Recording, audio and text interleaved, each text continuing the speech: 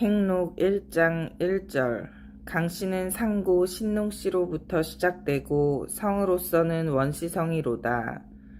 우리나라에 건너온 시조는 이식이니 중국 광동 강씨보에 공자태조 이정천하후 양재찬이 공이퇴하 라고 기록되어 있고, 또 우리나라 숙종 을축년보에 수벌 고구려시 공이병 마원수 지살수의 지수장란 익류불반의 기록이 있는 바와 같이 진주 강씨는 중국 수양제 때에 우리나라에 건너오니라.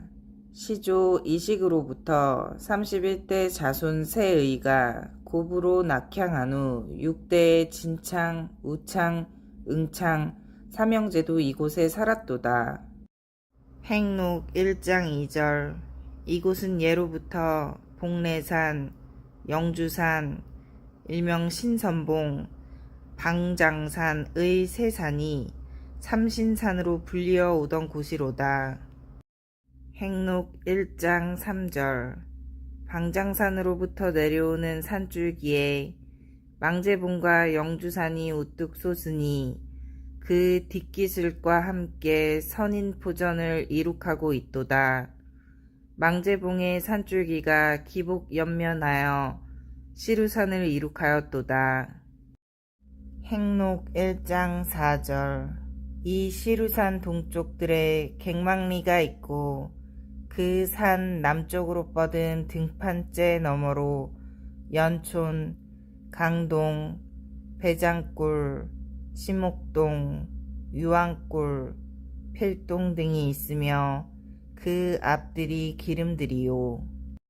그리고 이들의 북쪽에 있는 산줄기가 뻗친 앞들에 덕천 사거리 마을이 있고, 여기서 이평에 이르는 고갯길을 넘으면 부정리가 있고 그 옆 골짜기가 쪽밭골이로다. 행록 1장 5절 갱망리의 강씨 종가인 진창 어른부터 6대에 이르렀을 때 상제께서 탄강하셨으니 상제의 성은 강씨이요 존이는 일순이고 자암은 사옥이시고 존호는 증산이시니라. 때는 신민년 9월 19일인 즉 2조 9종 8년이며 단기로서는 4204년이고 서기로는 1871년 11월 1일이로다.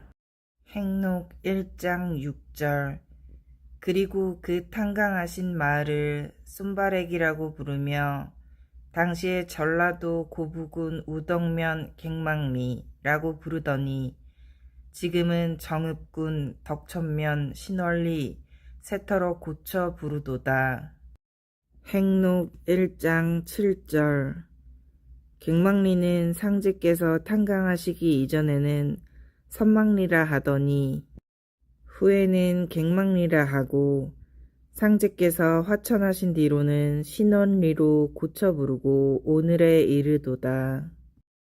행록 1장 8절 부친의 휘는 문해이며 자는 흥주이고 그는 범상에 우렁찬 음성을 가진 분으로서 그의 위엄은 인근 사람만이 아니라 동학의 의병들에게까지 떨쳤도다.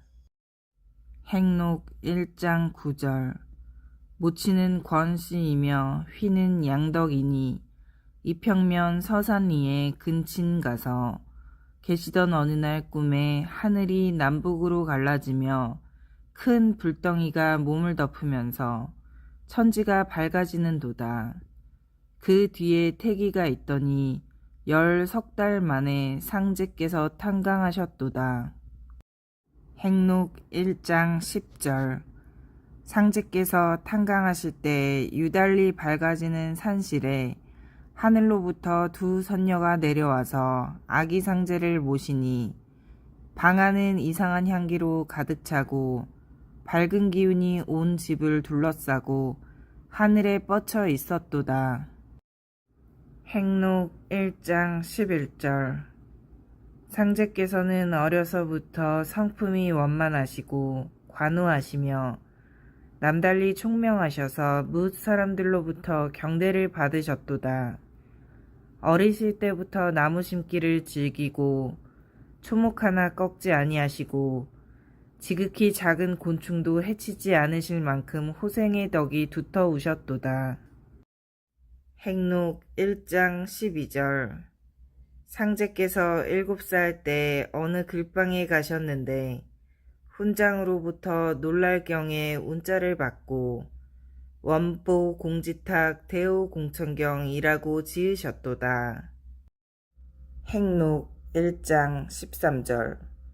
상제께서 글방에 다니실 때 훈장으로부터 들으신 것은 그 자리에서 깨우치시고 언제나 장원하셨도다. 하루는 이런 일이 있었도다. 훈장이 서동들의 부모의 미안함을 느껴 속으로 다음 서동에게 장원을 주려고 시험을 배웠으나 역시 상제께서 장원하셨던 바 이것은 상제께서 훈장의 속셈을 꿰뚫고 그로 하여금 문체와 글자를 분별치 못하게 하신 까닭이라고 하도다. 행록 1장 14절. 상제께서 13살 되시던 어느 날 모친께서 짜놓은 모시배를 파시려고 이웃사람 유덕안과 함께 정읍장에 가셨도다.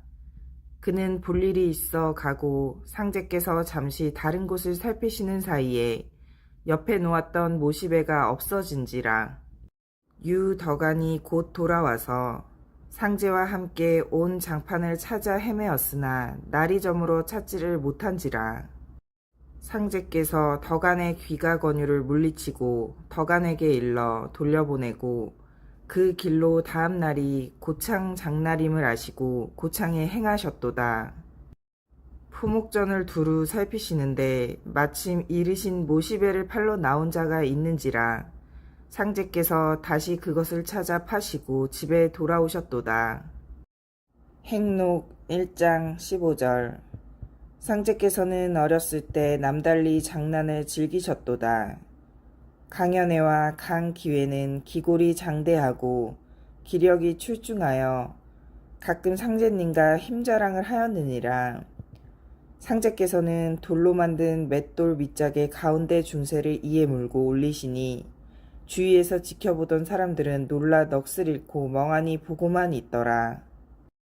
때로는 마당에 서서 발로 지붕 처마 끝을 차기도 하고 때로는 한 손으로 용마름을 지붕 위로 던지기도 하고 때로는 발 뒤꿈치와 두 팔을 땅에 대고 떠있는 몸으로 장적 10여 인으로 하여금 허리를 땅에 닿게 하였으나 장정들은 힘만 빠지고 상제의 허리는 흔들리지도 아니하니라. 어느 날 여럿이 상제와 장난하는데 상제께서 돌절구를 머리에 쓰고 상모를 돌리듯이 하시더라고 김광무는 전하도다. 행록 1장 16절. 상제께서 여러 글방으로 자주 드나드실 때 글씨에 청을 받으시면 반드시 글줄 끝마다 한두 자쯤 쓸만한 빈 곳을 남기고 써주셨도다. 행록 1장 17절.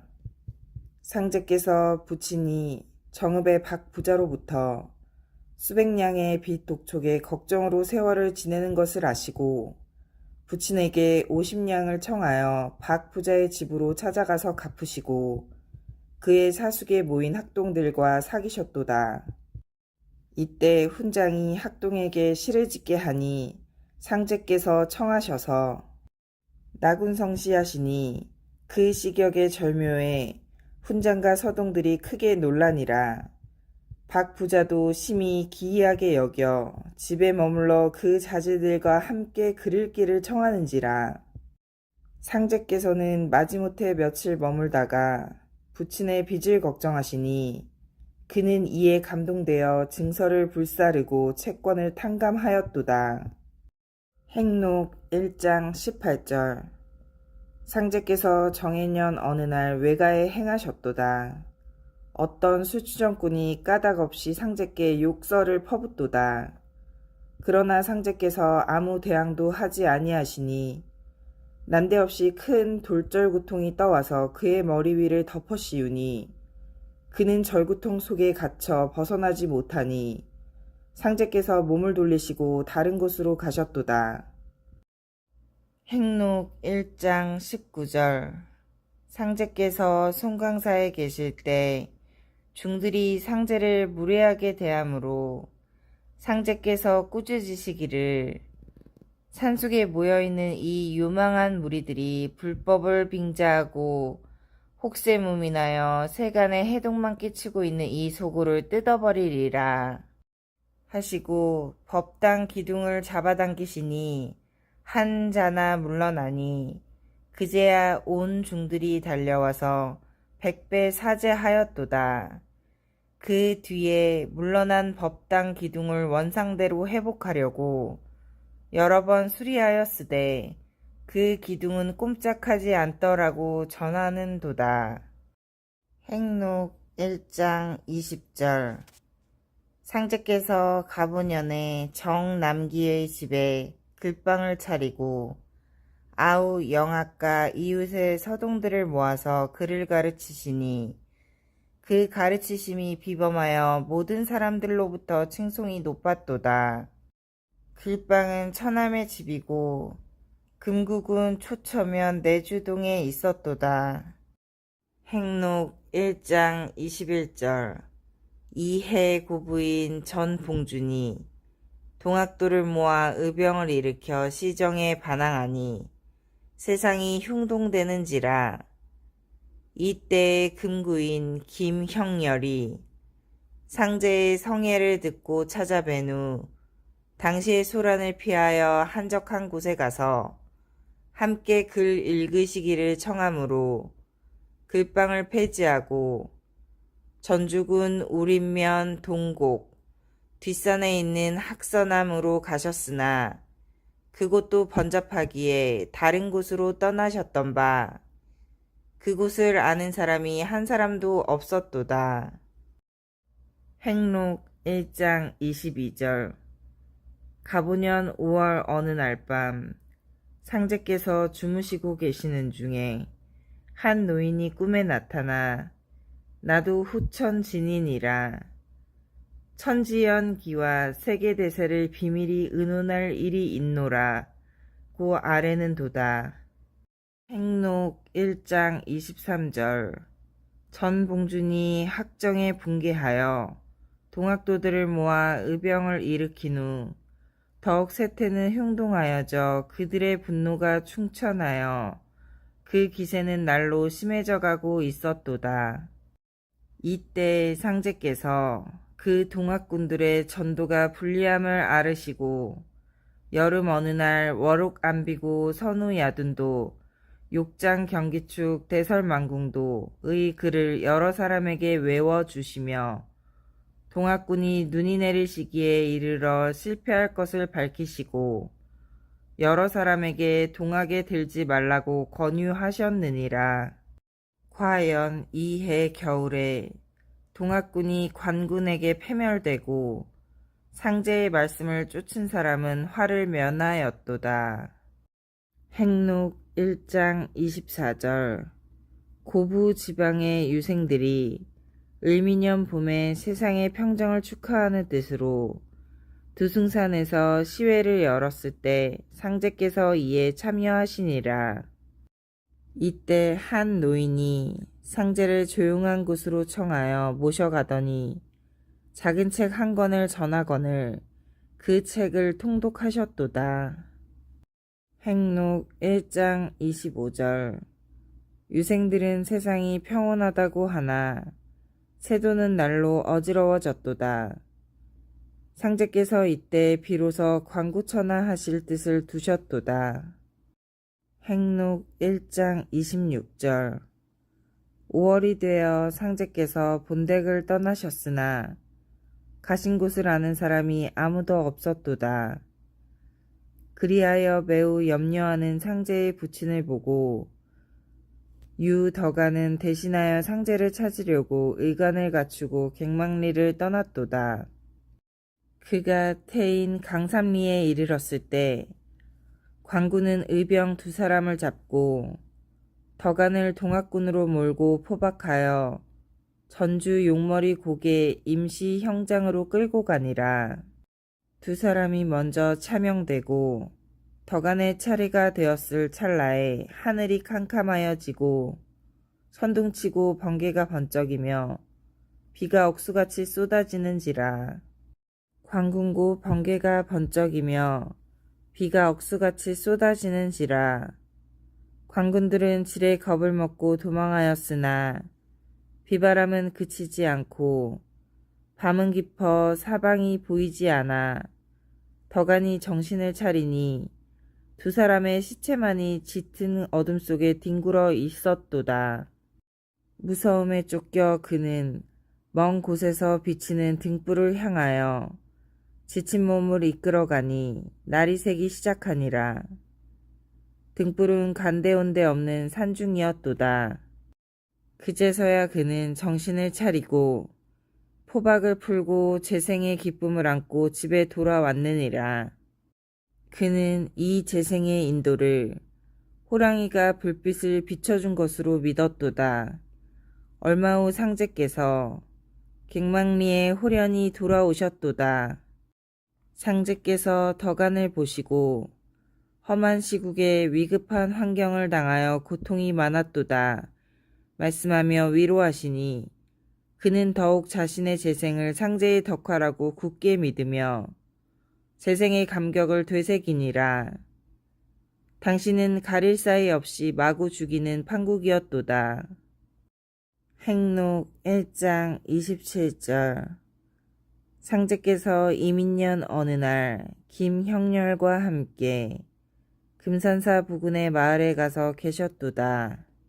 이 부근의 오정동에 살고 있던 김경안이란 사람이 기독교의 신약전서를 가지고 있었던 바, 상제께서 어느 날 김형렬에게 신약전서 한 권을 구하게 하시니라.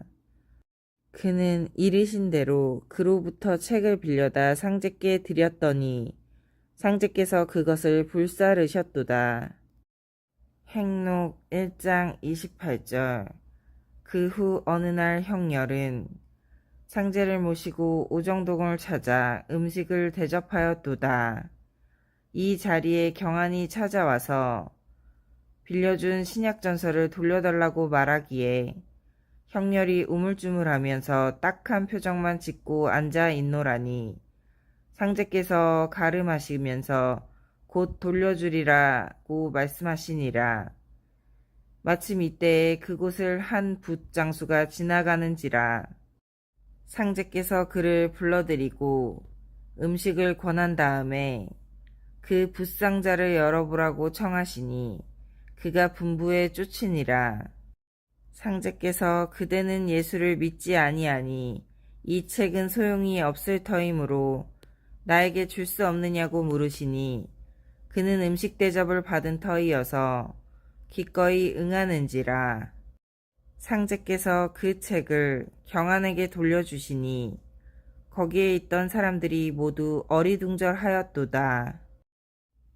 행록 1장 29절. 상제의 신성하심이 하은동에도 알려졌도다. 이곳에 이 성경이란 자의 빅모가 살고 있었도다.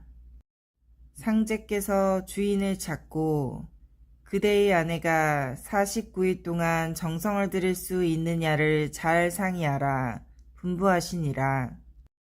주인은 명을 받은 대로 아내와 상의하니 아내도 일찍부터 상제의 신성하심을 들은 바가 있어 굳게 결심하고 허락하니라. 상제께서 다시 주인에게 어김없는 다짐을 받게 하신 뒤에 공사를 보셨도다. 그 여인은 날마다 머리를 빗고 목욕제게 한 뒤에 떡 한 시루씩 쪄서 공사일에 준비하니라. 이렇게 여러 날을 거듭하니 아내가 심히 괴로워하여 불평을 품었도다. 이날 한 집 나무를 다 떼어도 떡이 익지 않아 아내가 매우 당황하여 어찌할 바를 모르고 있노라니. 상제께서 주인을 불러 그대 아내는 성심이 풀려서 떡이 익지 않아 매우 걱정하고 있으니 내 앞에 와서 사과하게 하라. 나는 용서하고자 하나 신명들이 듣지 아니하는도다 고 이르시니라. 주인이 아내에게 이 분부를 전하니 아내가 깜짝 놀라면서 사랑방에 나와 상제께 사과하고 부엌에 들어가서 시루를 열어보니 떡이 잘 익어 있었도다. 부인은 이로부터 한결같이 정성을 들여 49일을 마치니 상제께서 친히 부엌에 들어가셔서 그 정성을 치하하심으로 부인은 정성의 부족을 송구히 여기니 상제께서 부인을 위로하고 그대의 성심이 신명에게 사무쳤으니 오색 체운이 달을 끼고 있는 그 증거를 보라고 하셨도다. 행록 1장 30절. 상제께서 정읍으로부터 진펄이나 논이나 가리지 않고 질러 오셨도다. 이것을 보고 류연회란 동리 사람이 길을 버려두고 그렇게 오시나이까 라고 말하니 상제께서 나는 일을 하느라고 바쁘건만 하시면서 그대로 가시니라. 이 일로부터 수년이 지난 후에 그가 측량기사가 되어 신장로를 측정하게 되었는데 그 측량이 바로 상제께서 함부로 걸어가신 선이 되니라. 지금 덕천 사거리에서 정읍을 잇는 신장로가 바로 그 길이로다. 행록 1장 31절. 김형렬은 상제를 모시고 있던 어느 날 상제께 진묵의 옛일을 아뢰었도다. 전주부 중에 한 가난한 아전이 진묵과 친한 사이로서 하루는 진묵에게 가난을 벗어나는 방법을 물으니 진묵이 사옥소리가 되라고 일러주니 아전은 이는 적은 직책이라 얻기가 쉬운 것이라고 말하고 자리를 떠났으나 그 후에 아전은 옥리가 되어 당시에 갇힌 관내의 부호들을 극력으로 보살펴 주었나이다. 그들은 크게 감동하여 추록한 후에 옥리에게 물자로서 보답하였다 하나이다. 그리고 진묵은 밤마다 북두칠성을 하나씩 그 빛을 가두어 사람들에게 보이지 않게 하여 7일 만에 모두 숨겨버렸다 하나이다. 태사관이 이 변은 하늘이 재앙을 내리심이니 천하의 대사령을 내리시어 옥문을 열고 천의에 순종하사이다 하고 조정에 아뢰오니 조정은 그것이 옳음을 알고 대사령을 내렸다 하나이다. 이 말을 상제께서 들으시고 말씀하시기를 진실로 그러하였으리라. 내가 이를 본받아 한 달 동안 칠성을 숨겨서 세상 사람들의 발견을 시험하리라 하시고 그날 밤부터 한 달 동안 칠성을 다 숨기시니 세상에서 칠성을 발견하는 자가 없었도다. 행록 1장 32절.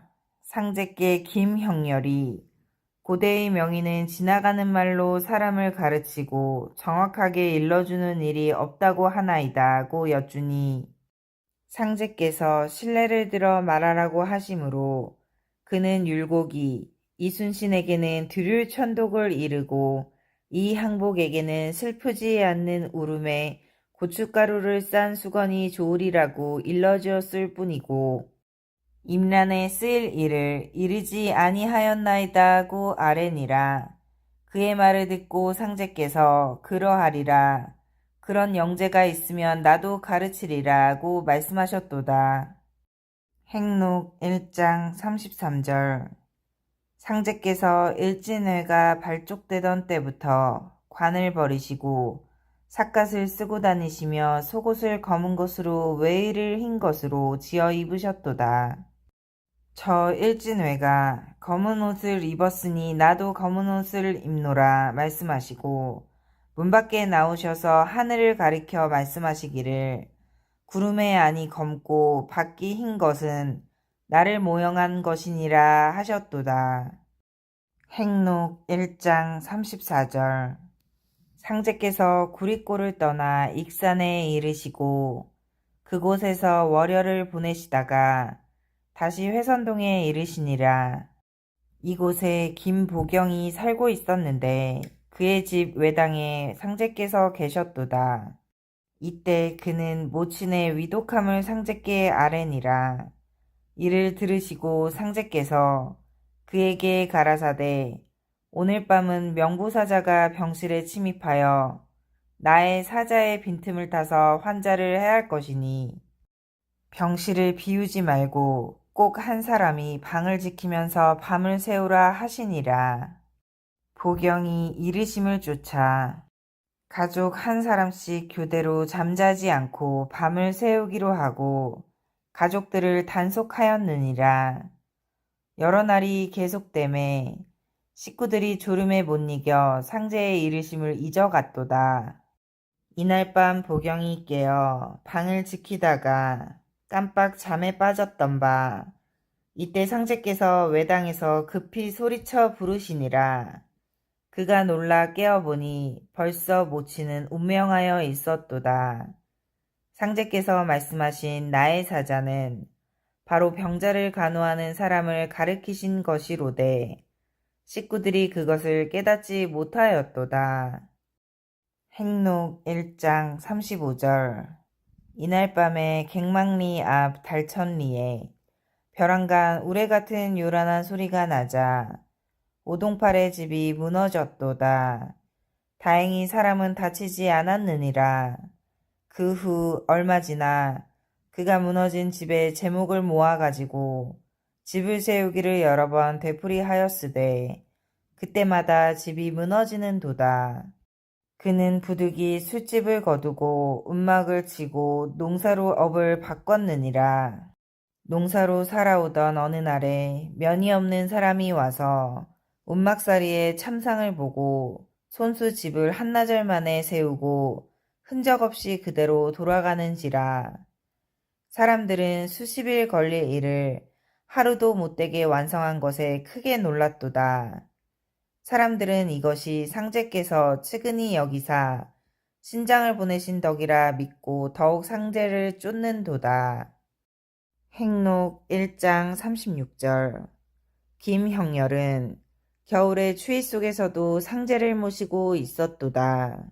그러던 어느 날 형렬이 상제의 말씀 끝에 전하는 말에 의하면 송시열은 천지의 정기를 타고난 사람이고 그가 있는 주택의 지붕에는 백설이 쌓이지 못하고 녹는다 하나이다 라고 아뢰니 상제께서 가라사대 진실로 그러하랴. 이제 나 있는 지붕을 살펴보라 하시니라. 형렬이 밖에 나가 살펴보니 일기가 차고 백설이 쌓였는데도 오직 계시는 그 지붕에 한 점의 눈도 없을 뿐 아니라 맑은 기운이 하늘에 뻗쳐 구름이 가리지 못하고 푸른 하늘에까지 통하니라. 그 후에도 살펴보면 언제나 상제께서 머무시는 곳에 구름이 가르지 못하는도다. 행록 1장 37절. 금산사 청년함의 중 김현찬이 전부터 상제의 소문을 듣고 있던 차에 상제를 만나게 되어 명당을 원하니 상제께서 그에게 믿고 있으라고 이르셨도다. 그 후 그는 환속하여 화촉을 밝히고 아들을 얻었느니라. 그리고 김병욱이 또한 명당을 바람으로 상제께서 역시 믿고 있으라고 말씀하셨도다. 그 후 그도 바라던 아들을 얻었느니라. 수년이 지나도록 명당에 대한 말씀이 없으시기에 병욱은 주시려던 명당은 언제 주시나이까 하고 여쭈니 상제께서 내가 바라던 아들을 얻었으니 이미 그 명당을 받았느니라고 이르시고 선천에서는 매백골 이장지로되 후천에서는 불매백골 이장지니라고 말씀을 하셨도다. 그 후 얼마 지나 현찬이 상제를 배웠고 명당을 주시기를 바람으로 상제께서 명당을 써서 이미 발음되었나니라고 말씀이 계셨도다. 행록 1장 38절. 어느 때인지 분명치 않으나 상제께서 이런 말씀을 하신 때가 있느니라. 고부에 나보다 학렬이 높은 친족들이 계시는도다. 내가 그들을 대할 때 반드시 학렬을 쫓아 말하게 되느니라. 이것은 윤리상 전통이라. 무슨 관계가 있으리오만 모든 신명은 그들의 불경한 언사를 옳지 않게 여기고 반드시 죄로 인정하느니라. 나는 이것을 어렵게 생각하여 친족과의 왕래를 적게 하느니라 하셨도다.